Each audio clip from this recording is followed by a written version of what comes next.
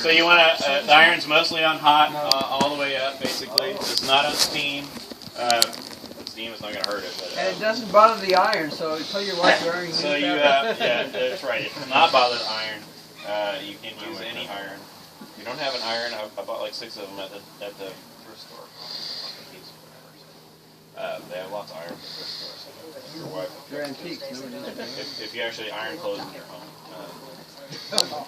But anyway, so iron is mostly on high. You support the weight of the iron with your hand. You want to make sure that your kids aren't there, or your dog's not messing with you, or there's not a hornet's nest. It's pretty easy to leave that on there and then, oh hey, how's it going? Or no, don't touch that, honey. And then you burn a hole in your fabric. You can be very cross. So you can patch these. Not the patches, right? So you put the iron on there and move it around a little bit. You don't leave it in one spot for more than a few seconds. So and move around. You can actually see it tightening up. So these little loose spots in the fabric where it had been folded, they're already gone, right? So that didn't take very much. And you go over the entire hull. So we've got some pretty good loose spots here, right? So you'll be more tempted to just like, I'm going to hold that on there for a while. Don't. Go on there, work on it, and work around it too, not just the loose spot itself. But if you tighten up the fabric all around it, in fact, you want to go over every inch of the fabric just to tighten it up. So we'll work on this maybe a little bit longer and then move around it, and then we'll come back, a minute later or 30 seconds later. It will get a cumulative heat. So if you work on it for a few seconds and then come back 10 seconds later and work on it some more, and then come back another 10 seconds. It's just heating up more and more and more. You don't want to do that because you'll get to a critical point where you burn a hole in it. You want to do every square inch, even though it doesn't look loose, like here? Yeah, every square inch of it. So even where it's fairly tight there, you can tighten it up a little bit more. Yeah. And that'll actually pull all the other loose spots to make those tighter. So. The iron has many different settings. The iron does have many settings. It's I've just put it on high. I haven't ever looked at any other settings. No, you can add water to these and steam them. I think if you were doing this for nylon, I definitely want the steam thing on, and the nylon to be wet. To go along with a spray bottle as you heat shrink the nylon. Heat shrink nylon is probably, if you have, this is already tightened up a lot, you'll probably not be getting wrinkles this big out with nylon. Polyester shrinks a lot more. And the lighter the weight, like these aircraft Akron, right? They skin airplanes in that. They heat shrink that stuff on there. It's very. And they have heat shrink nylon. So different weights. Some of them are heat shrink fabrics. Anyways, you can heat shrink that polyester is better than nylon. So if you let it cool down and then you come back, you can shrink it again? Yes, you can. Okay. Some more? Yeah, some more. And once you coat the fabric, you can heat shrink it again too. That you might mess up your iron if you're going to have some paint. So, I use a heat gun. I don't recommend you use a heat gun, but you can go back over it, and sometimes the polyester will just loosen up a little bit. And you won't get wrinkles, but you'll get a little loose spot, kind of like that sometimes. And you can go back over that with some heat. That'll shrink it back up. If you see that paint start to bubble, then you're overheating it. So move it away right away. So yeah, we'll do that. So we get this, and you're doing this, especially with a heat gun. If you actually see the fabric start to it'll shrink, and you can see it right in front of your eyes. Move that heat source away right away. I mean, it's good. Like we can almost see this shrinking up right now. The iron's a lot safer than it. And then you'll get some loose spots here, and then we'll just go over that. Hopefully that's already. You only have to burn one hole in one dress. You don't have to do any more ironing at home. But your wife may come out at night and burn a hole in your boat. You have to weigh the options. So yeah, we had all these just like this, right? So all that's gone. And it's a lot tighter, That's a big difference. right? You can tune it. It's just a few minutes. So. Yep. Try the heat gun. It's called learning helplessness. Is actually what it's called. Teenagers are good at that. Ouch. So again, this really does take a lot of concentration because you can mess your boat up after you work so hard at it. So I wasn't kidding about keep your kids or dogs or whatever at bay, and especially if you've only got a heat gun. Nope. Now, this is just a cheap heat gun. You can buy it at Home Depot or whatnot. There's some industrial strength ones that get a lot hotter. So you gotta be really careful. Hair dryer is not quite gonna get it. Yeah. So I've got to heat up a little bit. I'll typically keep, I put it on high, it just goes a little faster. But I've got to. As soon as you see it move, though, you gotta. Yeah, and so this is. Keep your gun going. You can watch that. Does it get too hot for you to touch it to kind of? Yeah, when you touch it, it's gonna burn your fingers, and that's it's not gonna leave blisters. It's just gonna be pretty darn warm. It's not gonna feel like touching an iron at all, but it won't be super pleasant. So you see that didn't take very much at all. Tighten that up. Move fast. So yeah, if you. Magic. I'm on there for like a second in the same spot, and then I'll move it around a little bit and pull it back. But you're trying to coat every inch of it. And so yeah, so this is why the heat gun is one of the reasons it's not as good, because it's a very concentrated cone of heat. So when you're doing the entire thing, it's like back and forth, over and over to get that. So I do find that of course it does create a lot more heat than the iron. So if I have some really big wrinkles, like if we're up here and I'm trying to get this wrinkle out, you know, I can work on that a lot longer and get a lot better results. But it's also much riskier because at any second you can just burn a hole through it. And there's a lot of cursing when you do that. So you definitely, your kids should not be around. So that was a big loose wrinkle right there, and it just disappeared. You see that thing go. So that is the secret to tightening up your skin. And like Steve says, you are doing the entire thing. So you get the heat gun and you just keep it about 4 or 5 inches over there. And I'm moving a little bit fast right now because I don't want to embarrass myself by burning a hole in front of everybody. But so how are you going to get that one wrinkle up here? Yeah, that one right there. Yeah. So we worked on that. It's already a lot smaller than it was just with the iron. So I just go over with it for a while. And another thing you can do is because you got your staple gun. Where do we put that? So that wrinkle sucks, and it's still there after I heat gun. So I'm just going to take a little space and pull that wrinkle out.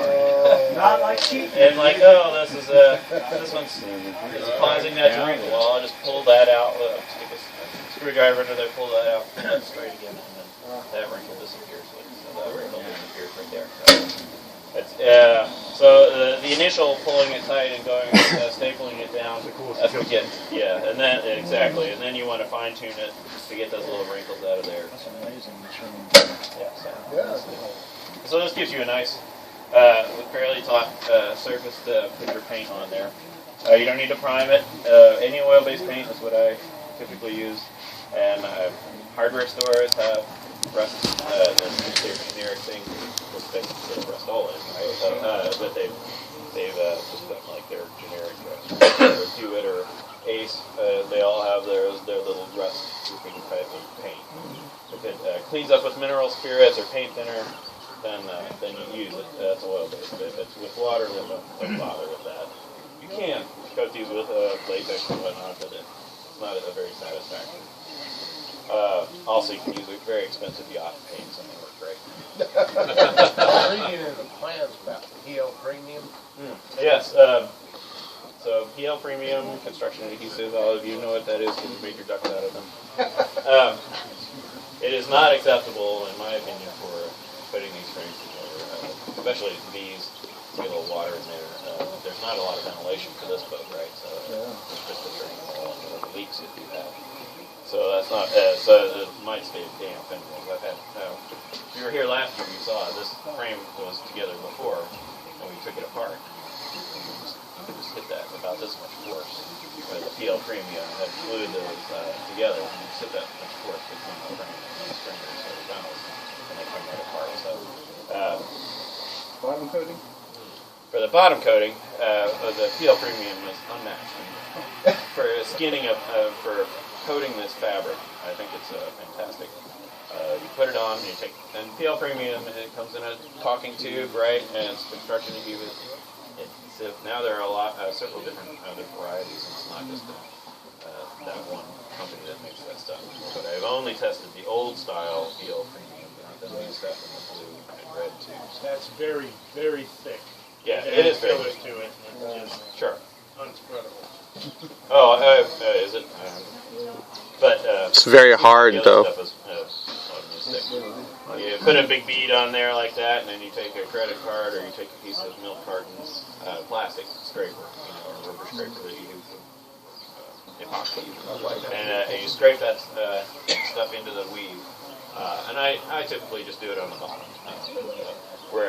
And if you want to do just minimal along the keel, the line of the keel, a few inches on either side, and then along the chines there. So, and I only do it along the chines because when you throw your straps over and you tighten this thing down on the top of your roof, those straps are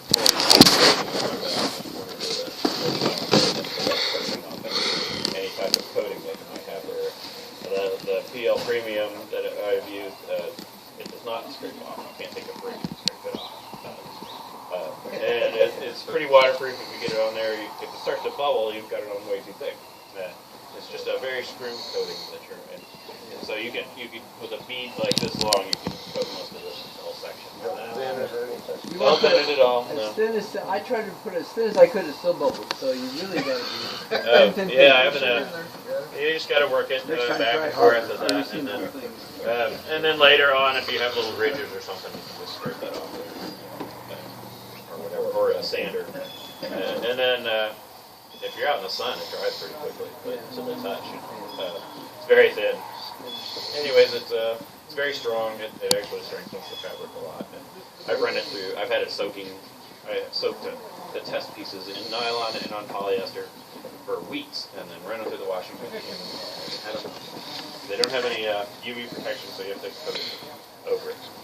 Just for abrasion, not waterproof. It is waterproof, but it is mostly for abrasion, right? So you can, in the past, I just have paint on the bottoms, and then if I run over a rock or something, or braid the chines with the straps, then you get little drip through where the paint is scraped away.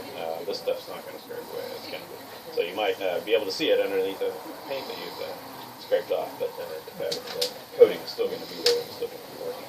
So I recommend doing that. You don't have to, of course. And there are a lot of different coating options. Hypalon is $60, $100 a gallon. Yeah. That's not so bad, actually. There's a lot of very expensive. You can also use varnishes.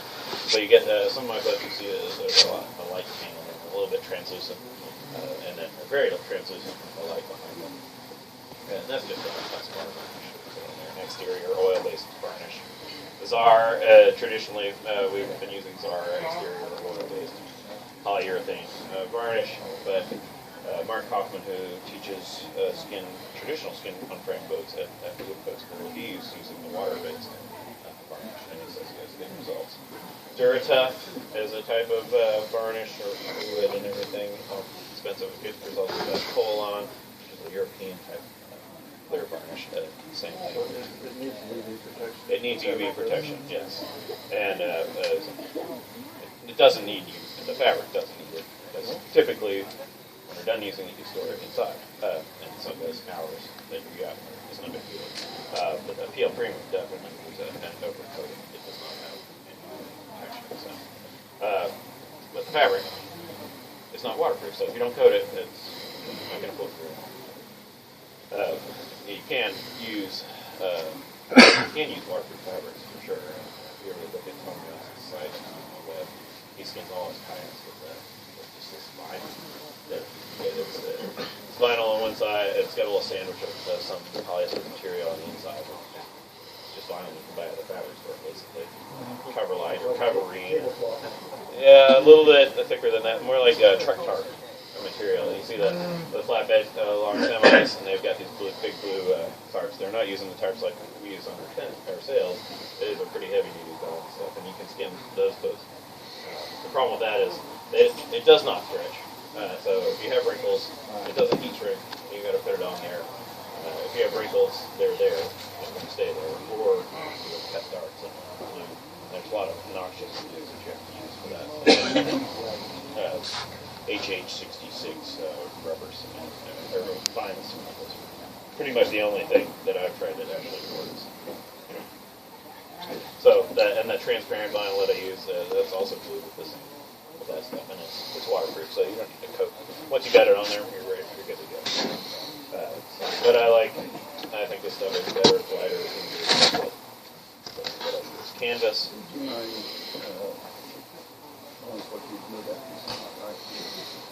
That's ball right there. I see clean.